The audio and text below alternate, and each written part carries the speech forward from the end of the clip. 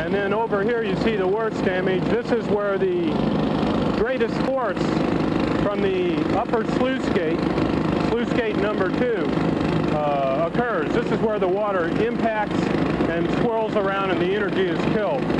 And as you can see, it's really done a number on the concrete here. Some of these holes are 2.5, 3 feet deep, if not more than that.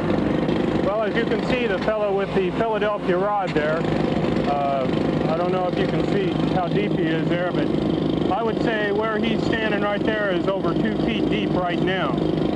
And what they're doing is taking elevations, using that rod and the level behind us here to determine where the level of this concrete is now so they can determine what they need to do. In order to more effectively repair the Kinsu Dam stilling basin, the Corps of Engineers initiated extensive abrasion erosion testing at its Waterways Experiment Station in Vicksburg, Mississippi. It wanted to determine which materials are able to stand up to high-velocity water, often containing rocks and boulders from the riverbed. Lab tests of concrete produced with MSAC microsilica additives found it to have an abrasion erosion resistance suited for the Kinsu repairs. Through the use of MSAC microsilica additives, it was possible to obtain a strength and denseness that made concrete far more resistant to abrasion than any concrete produced in the United States before. It has long been known that the strength of concrete will increase dramatically if we were able to fill its pores with a cementitious binder. Concrete with MSAC additives achieves its extreme resistance to abrasion through its ultra-high strength and virtual impermeability. With MSAC additive, it is possible to create these properties and still maintain a flowing and self-leveling concrete. But first, the Corps of Engineers required field tests at its Neville Island facility in Pittsburgh, using a ready-mix concrete plant operation to prove this concrete could be produced and placed satisfactorily under normal day-to-day working conditions. 3 different concrete mixes with 3 different blends of MSAC additives were batched and shipped from a transit mix plant in the Pittsburgh area. The concrete was rapidly placed and finished. Slumps were as high as 10 inches, giving a flowing consistency for easy handling and placement. Membrane curing compound was applied immediately after the final finishing operation. At Neville Island, concrete containing MSAC additives tested over 10,000 pounds per square inch at 7 days and over 17,000 pounds per square inch at 90 days. In its specification for the Kinsu Dam Stilling Basin rehabilitation, the U.S. Army Corps of Engineers required the concrete to attain compressive strength of 10,000 psi at 7 days and 12,500 psi at 28 days. Slump was required to be from 7 to 10 inches. The contractor is Casey Company of Pittsburgh, Pennsylvania. The concrete was produced by Harmon Brothers Ready Mix Concrete Company in Warren, Pennsylvania. I can't think of anywhere else in the United States today where they're pumping 10-inch concrete and getting 16,000 psi unconfined compression test results in 28 days. That's what we're doing here. That's one sample we have received. The average is closer to 13,000 psi in 28 days. But you have to keep in mind, this is flowing concrete. Typically, it's a 10-inch slump. This is Harmon Brothers concrete plant where the 2,000 cubic yards of microsilica concrete will be made for the dam. This site is about 8 miles from the dam. Behind me is the plant where the concrete will be made. One of the advantages of MSAC concrete is you can make it in an ordinary concrete plant, which this is. No special modifications were made to this plant to enable us to make a very high-strength concrete. Here is Alborg's mobile dispensing unit, used for batching MSAC into the truck mixer preloaded with concrete. The MSAC and the concrete were mixed in the truck before the truck left for the dam.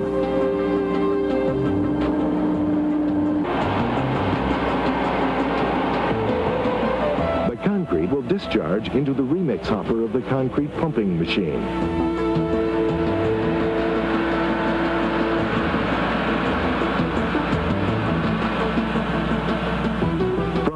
The concrete is transported down to the formwork, where the concrete is placed into the slabs, and there it is put in place.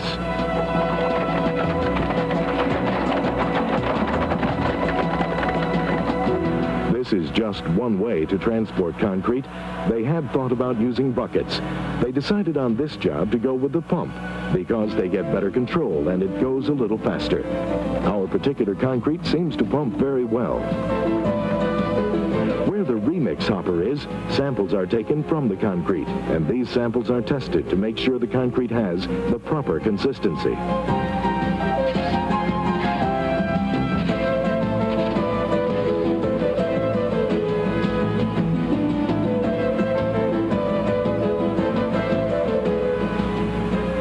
Had maintained its ability to flow and to level itself after 8 miles of trucking from the ready-mix station.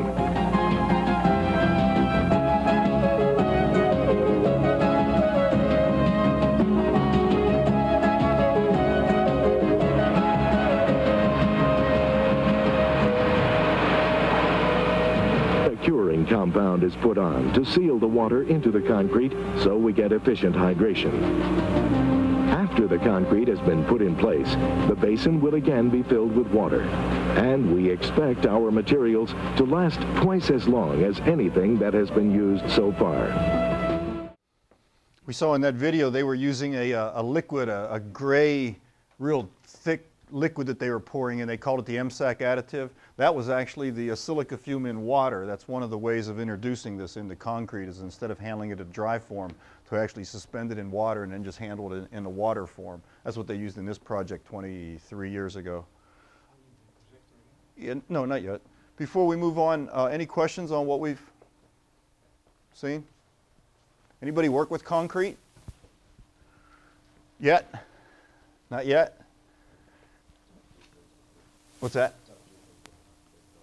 You've done a few things with it, like what? Okay.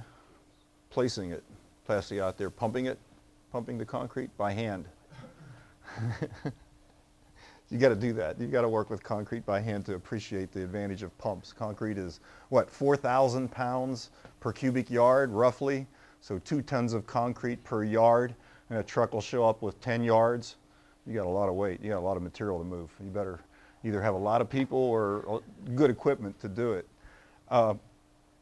Since y'all are going to go out into the field here shortly and work in the construction industry, this next little segment that we have here is actually, we call it, I don't know if it comes up or not, yeah, it's called Construction Site Investigation. This is our version of CSI. We all get to be detectives on a project and figure out what went wrong. But before we do that, we're going to split up into groups here, into like 5-person groups. And if you want to take a break and grab some cookies or something here before we break up into groups, we can do that now if you all want to. Yes? No? No? Yeah, take a break, really. Stand up. Grab a cookie, get a drink of water. That last video on the abrasion erosion, the mechanism that the Corps found of the reason why higher strength concrete is more abrasive erosion resistance. Same thing on industrial floors too, and loading docks and coal tipples and any place where you have truck traffic and scraping and those type things. What happens is if you think of concrete as a combination of 2 ingredients, it's the mortar and the aggregates. And what happens is that the aggregates are normally a lot stronger than the mortar. And what happens is the mortar abrades away first, the weak link in the system abrades away first until it lost all the bond that holds the aggregate in place, and then the aggregate frees up and it comes free.